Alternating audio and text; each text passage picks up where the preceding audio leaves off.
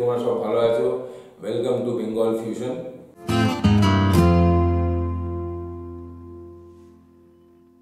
আজকে যে তোমার টপিকটা আমি বলবো সেটা হলো তোমাদের কিরম মেকআপ লাগাতে হয়, কার স্কিনে কিরম মেকআপ লাগাতে হয়।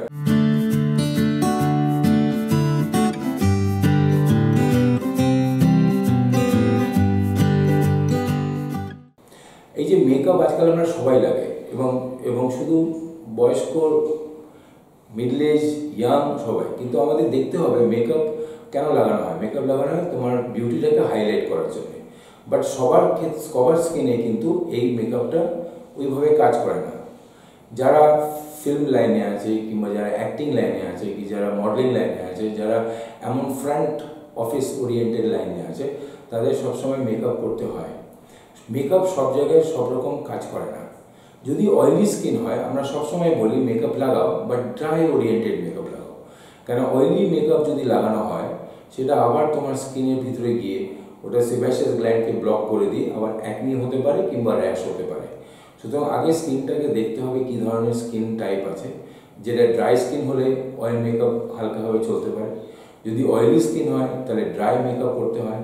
এবং makeup should always be light, not very heavy. যারা প্লেনে যারা সার্ভিস করে, যারা বাইরে সার্ভিস করে, আউটডোরে সার্ভিস করে, তাদের জন্য makeup is very important. But এই মেকআপের টাইপসও খুব ইম্পর্টেন্ট। যদি খুব স্কিন ফেয়ার থাকে তাহলে লাইট মেকআপ করলেও চলবে। যদি ডার্ক স্কিন থাকে কিংবা এবনি স্কিন থাকে তাহলে মেকআপটা তোমার একটু হেভি মেকআপ করলে হয়। কিন্তু আবার যেটা বললাম যে অয়েলি স্কিনটা যদি থাকে তাহলে মেকআপ ওরিয়েন্টেড সেই রকমভাবে অ্যাডজাস্ট করতে হবে, এবং সেটার জন্য for the advice and direction তোমাকে আসতে হবে ডার্মাটোলজিস্টের কাছে, এবং ডার্মাটোলজিস্ট তোমাকে গাইড করে দেবে। আর যদি আমাকে যদি দেখাতে চাও, কি জিজ্ঞেস করতে চাও, কি কোনো প্রশ্ন থাকে, নিচে সব ডিটেলস দেওয়া আছে, যোগাযোগ করতে পারো। এই মেকআপের লাগাবার পরে অ্যাজ সুন অ্যাজ দ্য কাজ is over, the work is over, তখন কিন্তু তোমাকে মেকআপটা ওয়াশ অফ করতে হবে।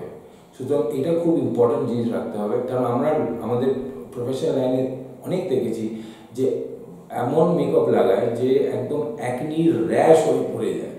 সেইটা যাতে অ্যাভয়েড হয় সেইটা খুব ভালো করে দেখতে হবে। এবং সবথেকে ইম্পর্টেন্ট হচ্ছে, আবার যেটা আমি বলছি বন্ধুরা, সেটা হচ্ছে যে তোমার স্কিনটাকে হাইড্রেট করতে হবে, প্রচুর জল খেতে হয়, fruits, water, vegetables, proper rest, adequate protection from the Sunlight, এগুলো খুব ইম্পর্টেন্ট জিনিস। বিকজ এটা না করলে তাহলে কিন্তু পুরো স্কিনটার ডেভেলপমেন্ট আর পুরো স্কিনের যে গ্লোটা ওটা আসে না। এই সানলাইট প্রোটেকশনটাও খুব ইম্পর্টেন্ট, বিকজ এই সানলাইটের প্রোটেকশন না হলে যদি একরকম মেকআপ লাগায় সেটা যদি রিয়্যাক্ট করে তখন কিন্তু হিতে বিপরীত হয়।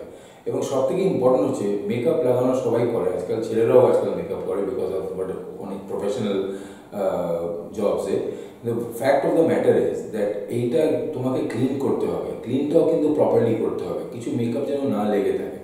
মেকআপ লেগে থাকলে আবার পরের দিন ওই মেকআপে আবার মেকআপ লাগাচ্ছ, ওটা রিয়্যাক্ট করতে পারে। সুতরাং এইগুলো মনে রাখবে এবং খুব হেলদি স্কিনটা রাখা যাবে, তাহলে তোমার কী হবে। আর সব থেকে যেটা আমি আবার বলছি দর্শক বন্ধু, সেটা হচ্ছে যে তোমার খাবারটা মানে ফুড হ্যাবিটসটা খুব ইম্পর্টেন্ট।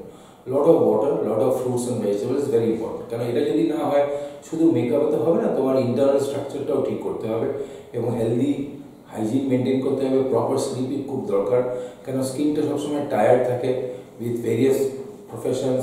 সো এইগুলো না করলে কিন্তু স্কিনের গ্লোটা আসবে না।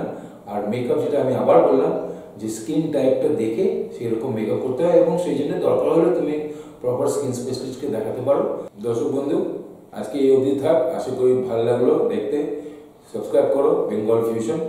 আশা করি তোমরা সব ভালো থেকো, এবং সব থেকে ইম্পর্টেন্ট হচ্ছে যদি কোনো অসুবিধা হয় সবসময় যোগাযোগ করতে পারো। আমরা সবসময় তোমার সঙ্গে আছি, তোমার সঙ্গে প্রপার গাইডেন্সের জন্য সবসময় আমরা আছি। সেটা আমি তোমাদের সবসময় এটা বলবো। এবং এটা সব থেকে ইম্পর্টেন্ট যে প্রপার গাইডেন্সটাও খুব ইম্পর্টেন্ট, এবং এটার জন্য আমরা সবসময় তোমার সঙ্গে আছি। Thank you.